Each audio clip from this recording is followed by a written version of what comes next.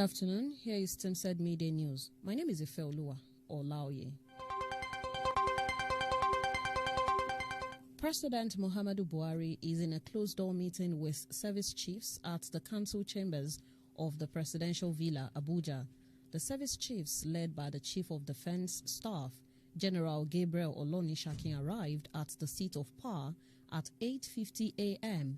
and proceeded directly to the council chambers. President Buhari joined the meeting at 9 a.m. and the meeting immediately went into a closed session. The service chiefs are expected to brief journalists at the end of the meeting. Nigeria, in the last few months, has witnessed a rise in criminal activities of bandits, especially in the northwestern part of the country. The security meeting is expected to discuss the new increase in security challenges. It should also be noted that the situation had led to protests in some of the states and among northern elites, which had led to calls on the president to give answers to the challenges.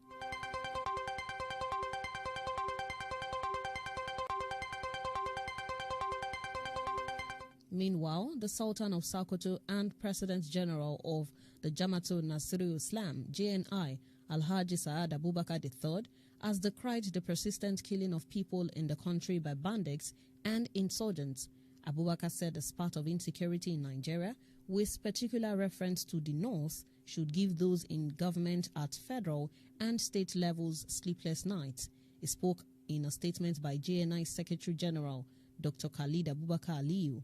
The monarch appealed to security agents to put in more effort in curbing the issue of insecurity across Nigeria. A few days ago, a coalition of northern youths had given Buhari 14 days to end insecurity in the region.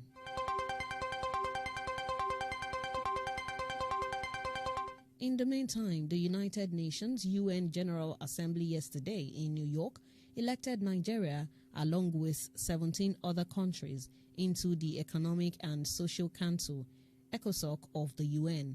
Journalists gathered that the new ECOSOC members will serve for 3 years with effect from January 1, 2021. This will be Nigeria's third time of serving in the important council since 2012. The ECOSOC, which is considered the heart of the UN, drives the economic, social and environmental agenda of the UN. Madagascar, Liberia, Libya and Zimbabwe were elected along with Nigeria following their endorsement and presentation by their respective sub-regional organizations. Also elected are Indonesia, Japan and Solomon Islands to represent Asia and Pacific states, and Bulgaria for the Eastern European group. Others include Argentina, Bolivia, Guatemala and Mexico to represent the Latin American and Caribbean groups. Austria, France, Germany, Portugal, the United Kingdom were elected to fill 5 vacant seats reserved for Western European and other states. However, Nigeria's Deputy Ambassador to the UN, Mr. Samson Itegboje, told journalists that the country's election within 2 years after its last term in the council underscores its diplomatic clout at the UN. He also said that the membership of ECOSOC is important to Nigeria due to the fact that the council is a very strategic organ of the UN.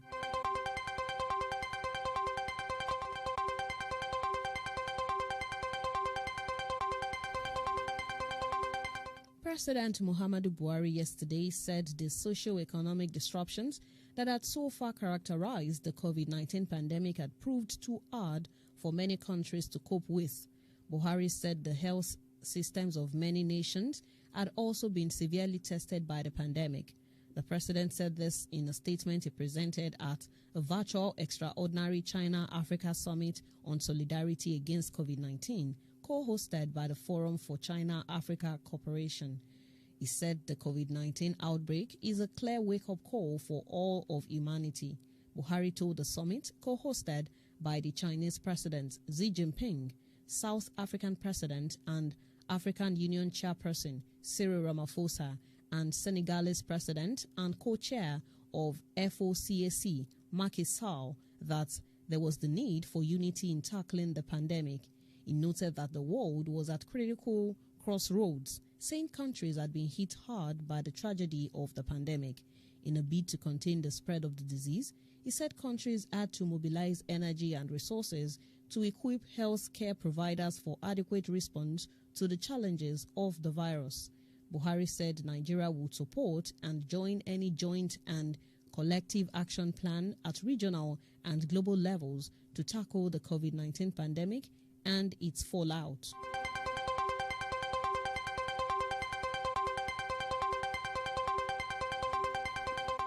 Meanwhile, Governor Seyi Makinde of Oyo State today confirmed that the state recorded another 56 new cases of coronavirus. Makinde made this declaration through a series of tweets on his verified Twitter handle today.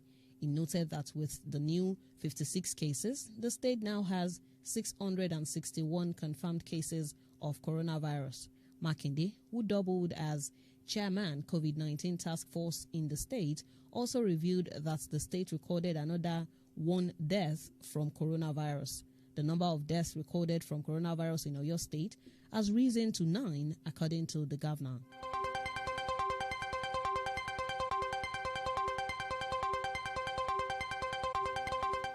In the same vein, the Plateau State government has announced that 29 of its health workers have contacted the coronavirus disease. The Commissioner for Health, Dr. Nimkong La, made the disclosure at a press briefing yesterday in Jos. La said the state has recorded 198 COVID-19 confirmed cases, with 114 patients discharged and 5 deaths. According to him, a private hospital in the state was shut down for 2 weeks following its exposure to 2 coronavirus patients who were managed for other health conditions. He also said that 17 staff of the hospital were confirmed with the virus, while all staff of the hospital have been quarantined. La further stated that the Commissioner for Information and Communication, Dan Manjang, has urged the residents of the states to adhere to compulsory use of face masks in public areas. The Commissioner lamented the lack of adherence to social distancing and non-provision of water, soap, and sanitizers at the entrances of public places had caused a greater risk of contracting the disease.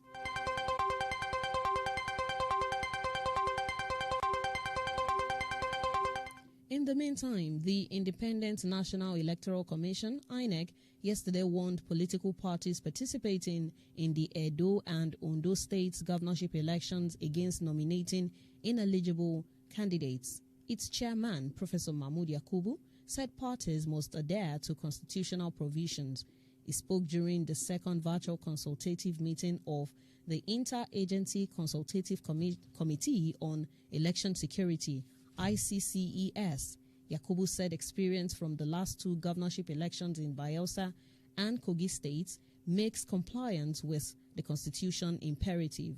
Referring to Section 177 of the 1999 Constitution, he said a candidate nominated by a political party must be a Nigerian citizen by birth, must have attained the age of 35, must be a member of and sponsored by a political party, and must be educated up to at least school certificate level or its equivalent. INEC said there will be no extension to the deadline for the submission of candidates' name by parties. The INEC chairman reminded security agencies of their role during the party primaries, electioneering campaigns, voting, and eventual declaration of results in safeguarding the process and protecting all those involved.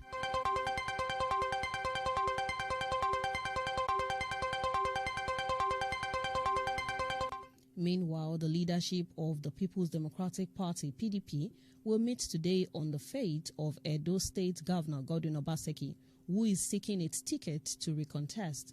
Sources in the main opposition party said last night that the meeting will consider the reports from the various leaders of the party that the governor has met with in the last 5 days.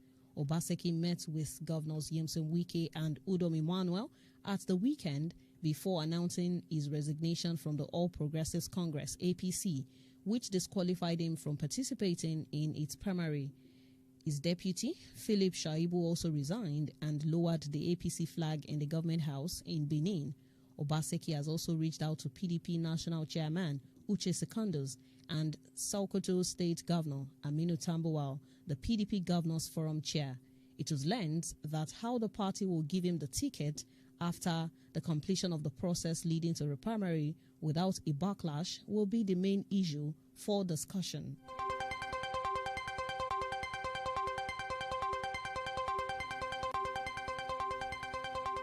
In a related development, the Osun State chapter of the People's Democratic Party, PDP, has set up a committee to determine the participation of the party in the local government elections slated for the end of this year.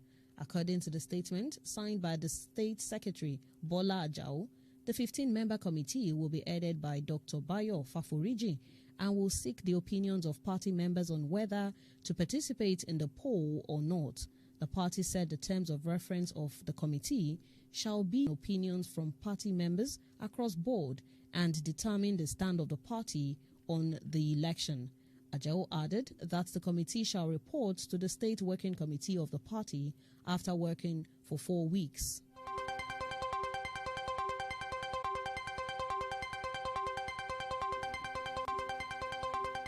That ends Tim Said Midday News, read by Ifeolaoye and packaged by Ifeolaoye. Thanks for listening. Good afternoon.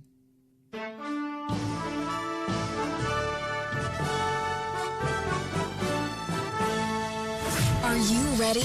Question, tell me what you think about me. All day long.